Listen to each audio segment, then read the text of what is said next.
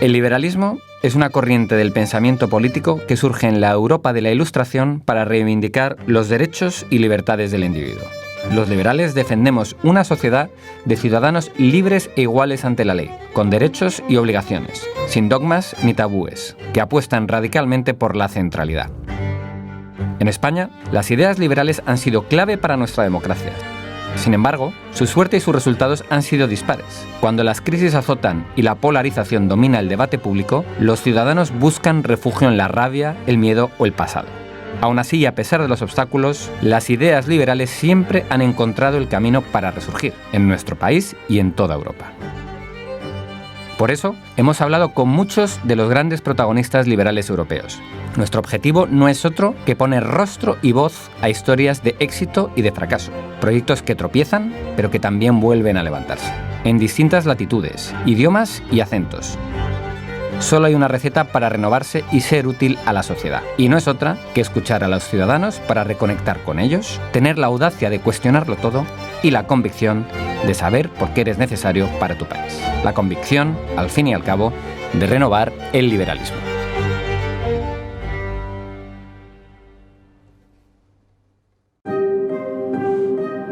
En las elecciones generales alemanas de 2021, el Partido Liberal Alemán, el FDP, sacaba un excelente resultado electoral que les llevaría a negociar el primer gobierno de la era post-Merkel. Sin embargo, ese triunfo era casi imposible de imaginar en 2013, cuando el partido se quedó fuera del Bundestag, del Parlamento alemán, sin lograr ningún escaño. De triunfos, de fracasos y de cómo volver a levantarse sabe mucho Nicola Beer, compañera eurodiputada que también es vicepresidenta del Parlamento Europeo y vicesecretaria general del FDP.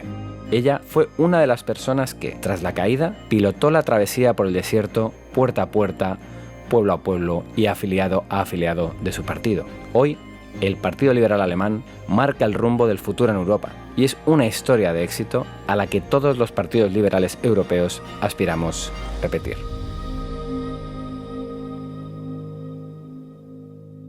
Well, Nicola Beer, thank you very much for being here with me today. For you, what it means to be here today in the European Parliament? What this house means for a German, from a liberal German?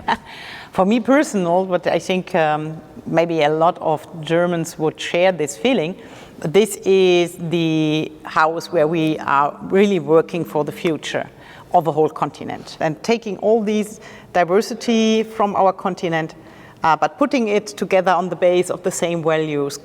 This is, I think, really, really interesting and for me, very passionate topic. You have held almost every important political decision that is from a regional level to now to the European level, where you are here vice president of the chamber. But you have also held important organic positions within your party.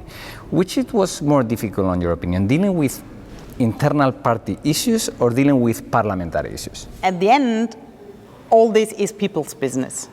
So you have to deal with people. This means that you have first to listen, to understand what is the emotion which is moving them, and then to try to wrap this up, to come to a common solution. So in a party, it's maybe more motivating people to fight up for a common vision.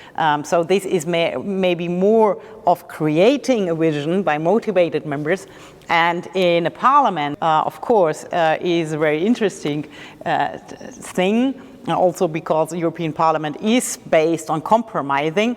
But I think that often with the rapporteurs and some of the colleagues from the other groups, we found more confronting and more aggressive handling of topics, and this for me is much more difficult than going and searching in the party together with our members a common way to really to build up the future. Yeah. Your party had recently bad electoral results. In 2013, it didn't reach the threshold of the Bundestag, the German national parliament, and it went out from being in the parliament for decades. But 4 years after that, you became really strong again. What would you say is the best practices, what you learned in that process for other liberal parties around Europe To understand how you managed to engage people again, to motivate them again, and in the last 2 electoral processes you had in Germany, FDP is just growing and growing and growing. I do not know if there is a one-fits-all proposition on that. I just can tell you how we try to deal with that. But the important point, I think, which we tried to manage was not asking ourselves, how can we get back to Parliament? But that we ask ourselves, why should we go back to Parliament?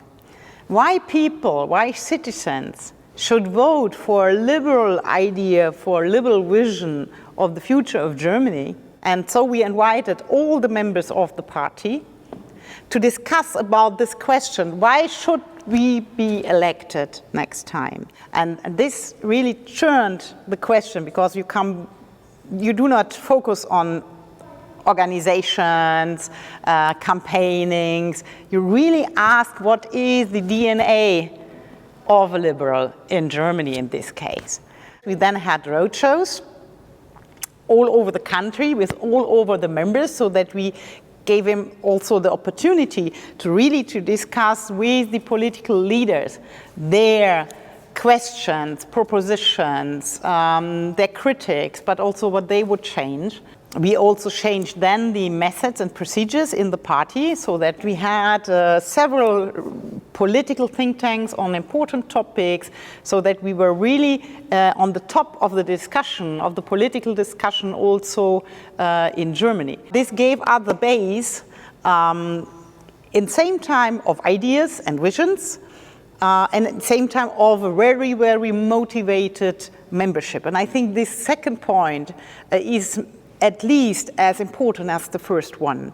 And then we took this wide base and focused on one person to get him through, because we were out of Parliament and out of public interest, out of the journals and out of TV shows. From that situation, you become now negotiating the future German government that we all know how much influence has in the whole European Union. In your view, what kind of characters or profiles for politicians you need to actually reboot a party? What kind of tools they should have? In a team, even if it's not visible in every moment, I think the secret is really to have different characters.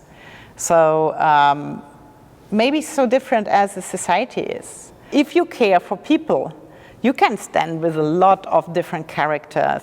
The only secret is that they have also to care for people. As you know, Ciudadanos now, we are in one of those bad moments that we have really bad result in the last national elections. What else would you suggest, someone from Ciudadanos that is watching you, what would you tell him or her to try to, not only on the aspirational side, that we are liberals and we want to make the institutions and our societies more and more liberal, but on a more party-based thing, what would you say to them?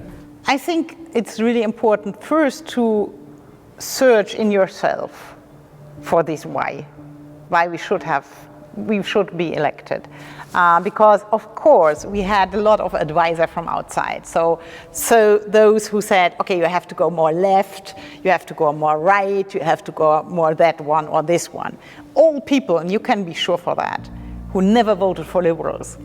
So this is not a good advice. So you should not look right or left.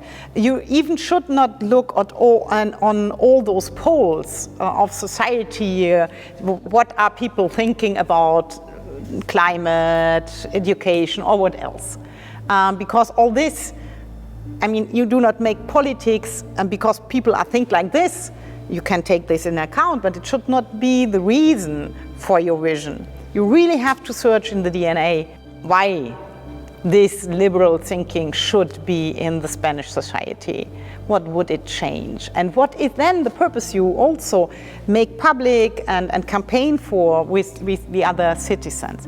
And I mean, the Ciudadanos for us as FDP in Germany some years ago were really inspiring. We had delegations coming down to Madrid and other regions of Spain to discuss with the Ciudadanos, because they came really up from the citizenship. Christian Lindner himself. Yes, and we were there to learn about how we can engage all those people from normal society to come in politics because we want to represent them and not some of the bigger clubs. And so you were inspiring some years ago. I'm totally convinced you can rethink and rebuild up